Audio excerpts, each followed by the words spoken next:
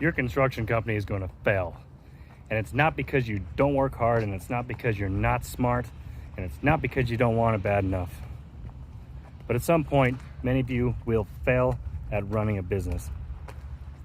So let me tell you some of the stuff that I've noticed as to why people do fail and do succeed. I guarantee that you are either now experiencing or will at some point in the future be experiencing cash flow problems. They're unavoidable. Cash flow problems isn't specific enough. In my area, we call it robbing Peter to pay Paul. If you don't understand what that means, here's a scenario. You're doing a job that is almost complete, and you run into a snag that you can't complete the job. You need more materials, you need something that got broke, something. You need more money to buy more materials to finish the job you started. So what you do is you already have a job that you bid out, and you've already got a half down payment just sitting in your bank account. So you take that money and you pay to finish the job that you need to finish to get the rest of that paycheck, and then you figure, oh, it's not that big of a deal because I'll take the new check when I finish this job and I'll repay the money that's supposed to be buying the materials.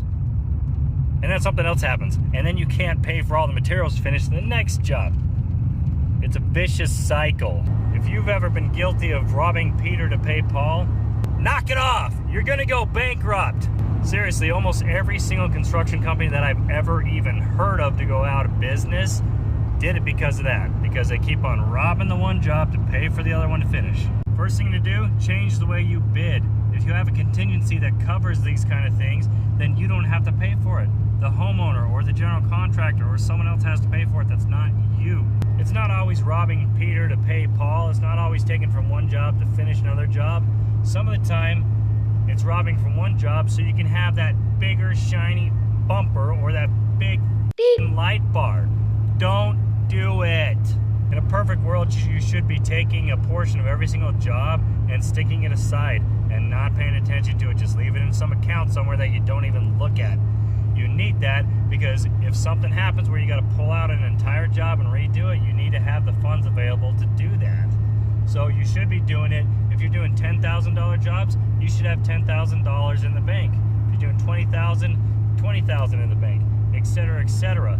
You need to be able to pay for these unforeseen things, like big bumpers. Don't take the contingencies and pay for bumpers. If you have Audible or a library, check out The Richest Man in Babylon. I'll put that down below.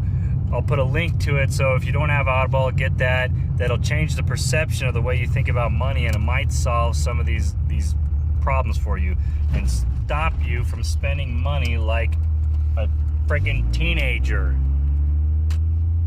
That's really all it comes down to. Contractors are really bad with money. They don't manage it properly. They manage it like a 12-year-old would, other than they're buying big bumpers instead of candy bars and soda pop. Thanks for watching.